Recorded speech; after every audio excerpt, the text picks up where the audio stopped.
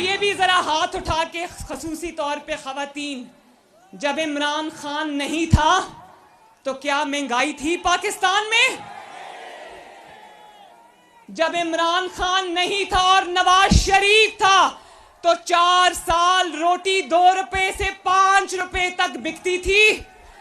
आटा 35 रुपए किलो से बढ़ा नहीं, घी 140 रुपए से किलो से बढ़ा नहीं, चीनी 50 और 55 रुपए किलो से आगे नहीं बढ़ी। क्यों?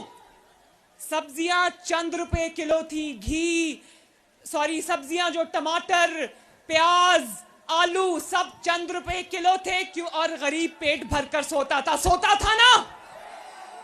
जब से इमरान खान आया इस मुल्क से महंगाई जाने का नाम नहीं ले रही। इंशाल्लाह महंगाई और इमरान को इकट्ठे उठाकर बाहर फेंकेंगे।